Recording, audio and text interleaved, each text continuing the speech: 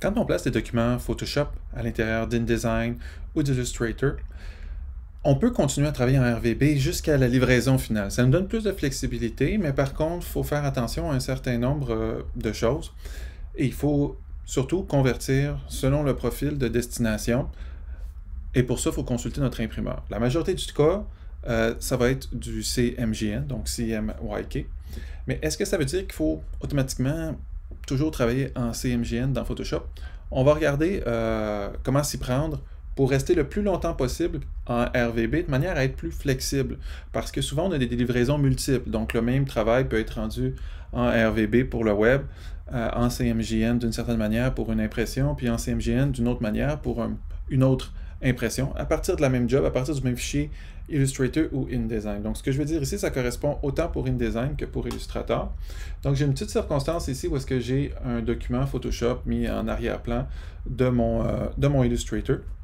Ça pourrait être exactement la même chose dans InDesign. Et puis, j'ai mon document Photoshop qui est là avec ses calques. Bon. Alors, je peux travailler en RVB le plus longtemps comme ça, en liant mon document avec Illustrator ou InDesign, ça va me permettre de pouvoir venir faire des changements dans mon document. Alors, par exemple, si je veux changer ma courbe, peu importe, je fais des changements. Lorsque je reviens dans Illustrator, il me permet de mettre à jour ces changements, attendu que mon document, dans ma fenêtre des liens, ici, donc c'est un document qui est lié à mon document Illustrator. Donc ça, c'est pas un souci, je reste en lien.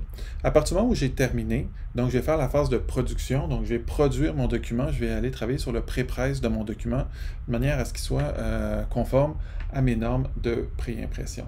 Avant de faire la production, je vous conseille fortement toujours de faire un assemblage. Ça va faire une copie de votre document avec tous les calques, tous les calques des documents Photoshop, tous les polices d'écriture et tout ça. Donc, une fois que vous avez fait un assemblage, une copie en assemblage, donc vous pouvez commencer à faire votre pré-presse. Donc, comme je vous disais, on peut travailler en RVB dans Photoshop. Toutefois, ça ne nous dédouane pas du fait d'avoir à aplatir les calques. Donc, ça, c'est vraiment important pour tout type d'impression de passer ici sur le côté puis de faire aplatir l'image avant de faire la phase de production dans mon document Illustrator ou InDesign. Après, après, ce dont je voulais vous parler dans Photoshop, c'est ici, c'est le mode, image, mode. Donc, je suis en RVB. Alors, ce que je vous dis ici, c'est que aucun souci, restez en RVB le plus longtemps possible, en autant que vous fassiez là, les opérations que je vais vous montrer. Donc, on sauvegarde notre document PSD, les calques aplatis par contre, parce que la transparence, ça ne règle pas le souci. Et donc là, dans Photoshop, je mets ça à jour.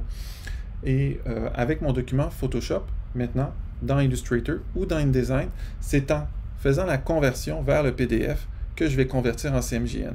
Ça me permet, à partir du même fichier, de livrer en RVB, en CMJN, en différentes choses, parce que mon fichier va rester en RVB, donc dans le gamut le plus large de couleurs. Donc, je vais placer ici par enregistrer sous, dans Illustrator ici, et je vais l'écrire ici, bon tiens, c'est MJN par exemple, et là, je vais vous montrer comment convertir. Donc, je vais convertir mes plans de travail ici, je vais convertir tout, et c'est ici, donc, ma norme. Généralement, on a une norme qu'on nous demande, la X3 va très très bien, et après ça, bon, les repères de fond perdus, évidemment, dépendamment de ce dont on doit sortir. Et c'est ici là, le paramètre de conversion. On va choisir convertir vers la destination, bien important, conserver les numéros. Et on va choisir un espace, ici, un profil colorimétrique qui correspond à ce dont notre imprimeur a besoin. La majorité du temps, c'est du US Web Coated Swope V2 pour les feuilles offset standard. Toutefois, bon, communiquez avec votre imprimeur. Si vous imprimez sur du papier mat, par exemple, ça peut que ce soit préférable d'y aller avec uncoated parce que le papier qui est mat, donc qui n'est pas couché, réagit de manière différente à l'encre. Mais dans la majorité des cas, ce que vous allez vouloir, c'est le US Web Coated Swope V2 ici.